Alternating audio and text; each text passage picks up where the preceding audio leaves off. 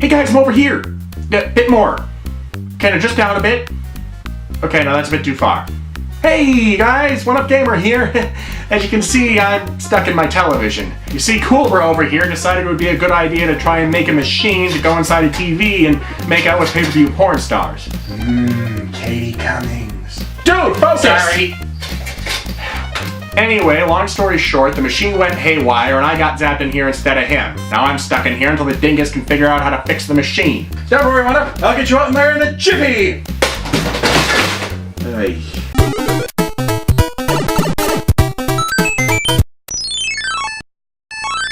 But on the plus side, I can still control everything that's hooked up to the TV, including my consoles.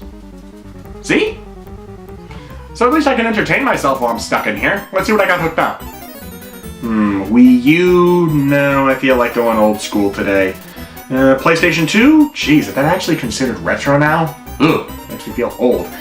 NES? Maybe, but most of the games I have for that are still in storage. Super Nintendo! Ooh, I have a couple good ones for that. Wait a minute. What's this cable coming out of the side of the TV?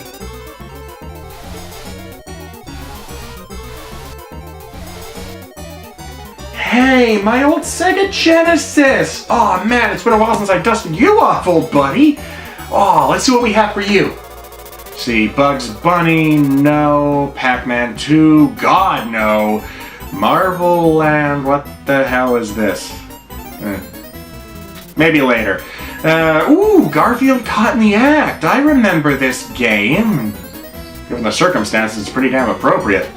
Hey, let's give it a whirl. Garfield! This happy fat lazy cat was created by cartoonist Jim Davis in 1978 and currently holds the world record for the most widely syndicated comic strip. I didn't even know there was a thing! With that in mind, it comes as no surprise that Garfield has appeared pretty much everywhere, appearing in multiple cartoons, comics, and we try not to talk about those.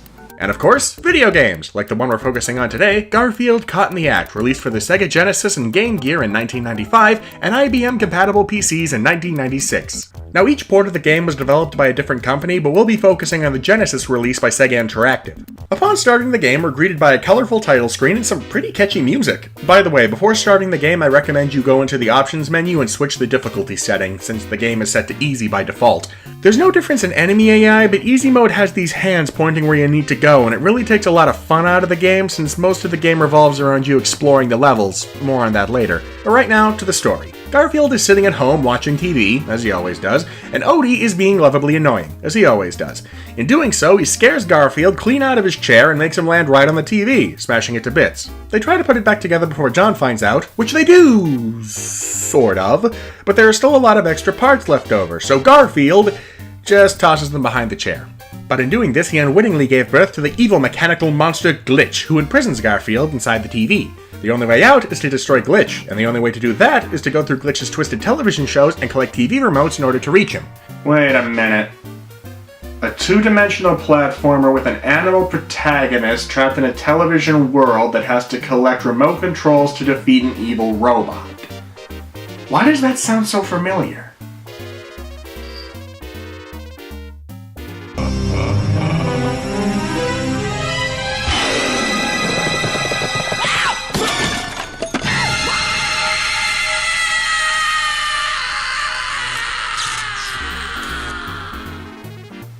You guys don't think...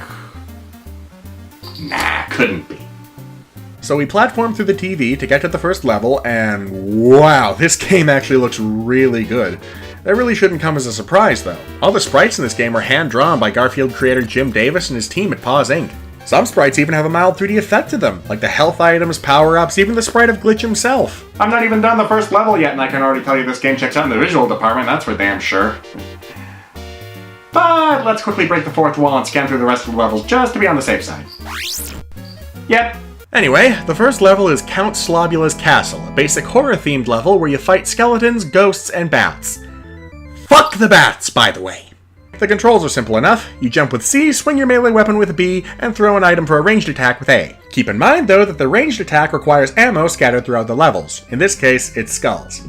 Now this level is very linear. All you have to do is walk right, and when your path is blocked, jump down a nearby pit and find a way around. It's a basic stage that exists solely for you to learn the mechanics of the game. Even the boss is pretty easy when you know what to do. But the levels get way more expansive later on. You get to climb through a thick jungle of trees in Revenge of Orangebeard, have a prehistoric land to explore in Cave Cat 3 million BC, although I'm fairly certain prehistoric waterfalls weren't made of cheese, but I digress. You even get to hop across the rooftops in Casablanca. The areas are quite large and are very fun to explore. That's why I suggested turning off the guides in the options menu before. There are secrets and collectibles all over these levels, and while most are what you'd expect, like health and ammo pickups or invincibility coffee, there are some bonuses to encourage your exploration. Like these mallets. There's one of these in every level, and if you manage to collect it, you get a chance to play a whack-a-mole game after beating the level. In this minigame, you have to hit everything but one character. If you manage to get all the letters that pop up in order to spell, what else, Garfield, you get an extra life. But if you hit the character you were told not to hit or miss a character before getting all the letters, you get zilch. But don't worry, because between every level you also get a commercial break, where Garfield flies down the screen collecting Pookies. Collect enough of them, and you can get an extra life or a continue. Which can really come in handy, since the boss of Casablanca is a huge pain in the ass. Would you just freaking die already? I've hit you with like 5 bombs! How are you not dead? Ah! Okay, so maybe the mallet doesn't sound like anything special, but the worlds are still fun as hell to explore, and that whack-a-mole game is actually pretty addicting. But even though exploring the levels is fun, it's also where the game's flaws start to shine through. Namely, the controls. For the most part, they're good, comfortable, and easy to pick up and play.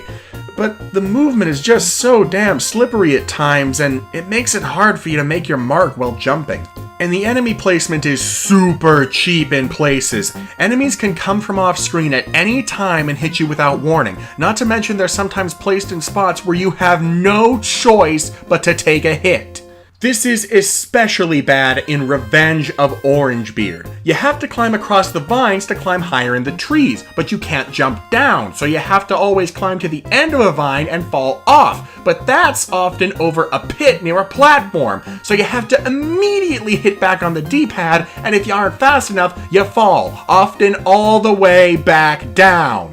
Not to mention some control quirks that seem to only work when they want to. Going back to Orangebeard again, sometimes I can jump above the vine I'm on, collect some stuff, and then I'll re-grab it on the way down.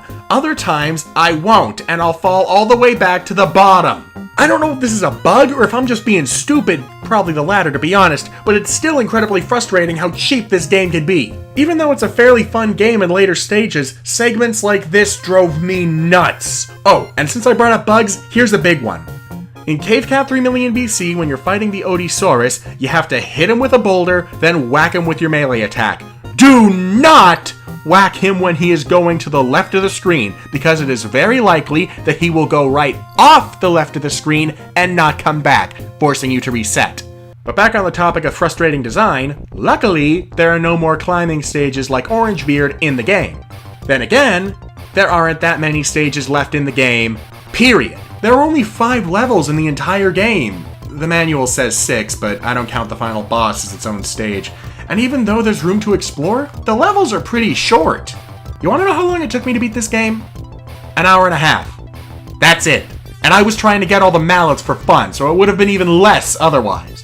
I mean, this game would have sold for around $50 when it was new, and even if you consider the final boss its own level, you're still paying just under $10 per stage. Now look, I like this game's level design, for the most part, but it certainly isn't good enough to warrant that kind of price. Now apparently this game was originally supposed to have 9 levels including the final boss, but the missing 3 were split off into another game called Garfield the Lost Levels and made exclusive to the Sega channel. For those who don't know what the Sega channel was, it was a subscription service offered by Sega where you could download games to your Genesis using a special modem cartridge. However, no ROM of this Garfield game is actually known to exist. 2 of the levels, a Viking level and a Robin Hood level, are in the Game Gear version though. That's right, the portable version has more content. How does that work? Shouldn't the portable version be shorter since it's going to be played on the go and the console have the extra content? I mean, I'm fine with shorter games, but an hour and a half? That's less time than it took me to get the easiest ending in Mario the Music Box, which was free and had high replay value because of multiple endings. This game is just short and has nothing much to keep you coming back. But the music is pretty catchy.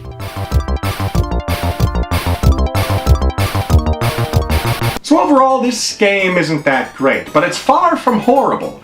I mean, sure, it can be frustrating and cheap at times, but it's still fun to play, and that's the most important thing. Not to mention, the graphics are beautiful and the music is catchy as hell, and while it really has nothing special to keep you coming back that often, especially after you beat it, it's still fun enough that I like to come back every now and again and pop it in.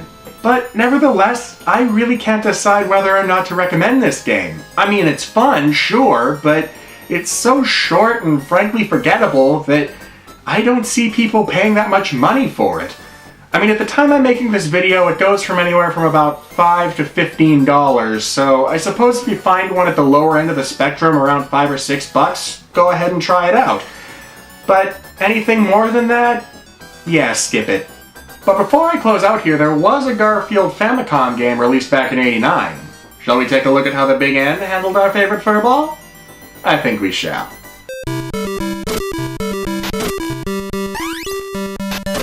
Wow. I guess it's true what they say. It's free. What Nintendon't. When it comes to Garfield games, anyway.